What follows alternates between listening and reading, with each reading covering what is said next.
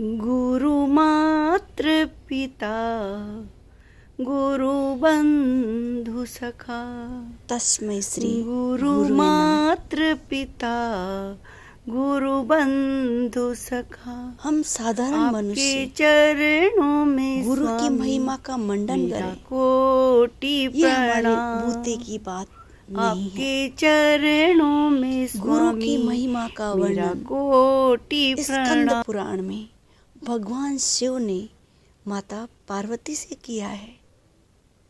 जो ब्रह्म अचिंत्य, अव्यक्त, त्रिगुणातीत, तीनों गुणों से रहित, फिर भी देखने वालों की अज्ञान की उपाधि से त्रिगुणात्मक और समस्त सृष्टि का अधिष्ठान रूप है, ऐसे ब्रह्म को, ऐसे गुरुदेव को हमारा कोटि कोटि नमन है।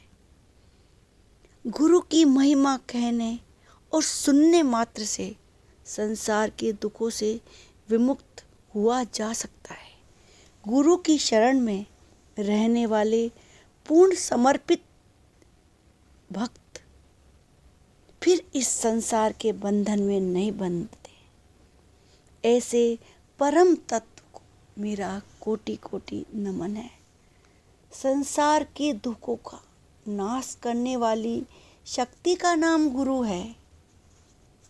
गुरु कोई व्यक्ति नहीं, गुरु एक शक्ति है।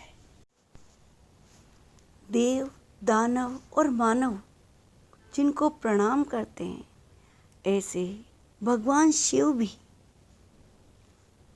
अपने गुरु को प्रणाम करते हैं।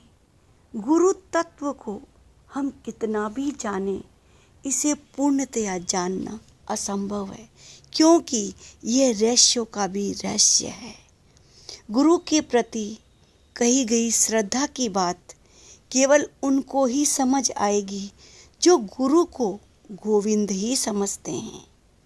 वेद, शास्त्र, पुराण, इतिहास सभी जगह गुरु की महिमा का बखान किया गया है। जप, व्रत, तीर्थ, दान, ये सब बिना गुरु के व्यर्थ हो जाते हैं।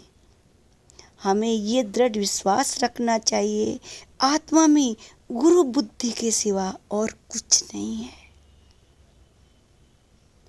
आत्मज्ञान, शरीर नश्वर है, संसार छलावा है, ये ज्ञान हो जाना ही गुरु की कृपा है। जिन गुरु चरणों की वंदना से मनुष्य सभी पापों से मुक्त हो जाते हैं, वे गुरु शक्ति सर्वश्रेष्ठ है। गुरु चरण रज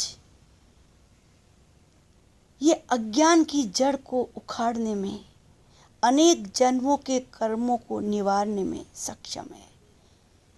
ज्ञान और वैराग्य को सिद्ध करने वाले श्री गुरुदेव के चरणामृत का पान करना सर्वश्रेष्ठ है। अपने गुरु नाम का कीर्तन भगवान शिव का ही कीर्तन है। गुरु के स्वरूप का चिंतन परमात्मा का ही चिंतन है। जहाँ गुरु निवास करते हैं वो जगह काशी के समान ही पावन है, और गुरुदेव की चरणामृत गंगा जल के समान शीतल है। गुरुदेव साक्षात त्रिईश भगवान की मूरत है। गुरुदेव की देह अक्षय वट वृक्ष है। गुरुदेव के चरणों में लगाया गया मन तदाकार हो जाता है। जिस प्रकार प्रेमी अपनी प्रेमिका का सदा चिंतन करता रहता है, उसी प्रकार हमें सदा गुरुदेव का अखंड चिंतन करते रहना चाहिए। माँ सरस्वती गुरु की जिह्वा पर विराजमान रहती है। गुरु की वाणी से हमें माँ सरस्वती की विशेष कृपा मिलती है। 3 लोक 9 खंड में गुरु से बड़ा न कोई। देव, ऋषि, पितृ और मानव द्वारा स्पष्ट रूप से कही गई बात है कि 3 लोक 9 खंड में गुरु से बड़ा न कोई। गु मतलब अंधकार, रू मतलब प्रकाश। अज्ञान को नष्ट करने वाली शक्ति का नाम ही गुरु है। हमारे गुरु सर्वश्रुति रूप श्रेष्ठ रत्नों से सुशोभित चरण कमल वाले हैं। वेदांत के अर्थ के प्रवक्ता है।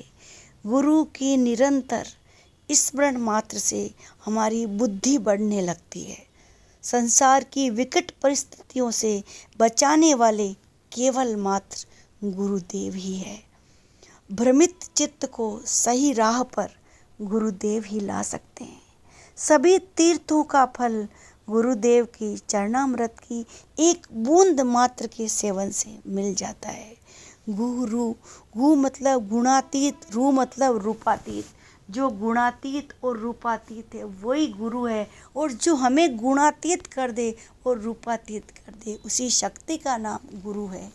गुरुदेव की कृपा के बिना करोड़ों शास्त्र, दान, तब भी हमें विश्रांति नहीं दे सकते। ज़्यादा कहने से कोई मतलब नहीं। गुरु करुणा रूपी तलवार के प्रहार से शिष्य के आठों पासों यानी संशय, दया, भय, शंका, निंदा, प्रतिष्ठा, कुल अभिमान और संपत्ति को काटकर हमें निर्मल आनंद देते हैं। ऐसे निर्मल आनंद देने वाले गुरुदेव को मैं कोटि कोटि नमन करती हूँ। गुरु निंदा करने वाला और गुरु निंदा सुनने वाला घोर नरक का अधिकारी होता है। सभी संदेहों का नाश करने वाले, जन्म मृत्यु के भय का विनाश करने वाले सद्गुरु को मेरा कोटि कोटि नमन है। अनेकों जन्मों के किए हुए पुण्य से ऐसे महागुरु का सानिध्य प्राप्त होता है, और ऐसे गुरु के बंधन में बंधकर फिर शिष्य जन्म मृत्यु के बंधन में नहीं बंधता। गुरु में ही सब है, गुरु से ही सब है, गुरु से ही सब कुछ है। मेरी इस बुद्धि में बस यही समझ आता है, क्योंकि मेरा पूरा संसार ही गुरु है, गुरु ही है। गुरु की अनन्य भक्ति करने से बिना ज्ञान के ही हम मोक्ष प्राप्ति के अधिकारी हो जाते हैं। गुरु के वचनों पर चलने से बढ़कर और कोई साधन नहीं है।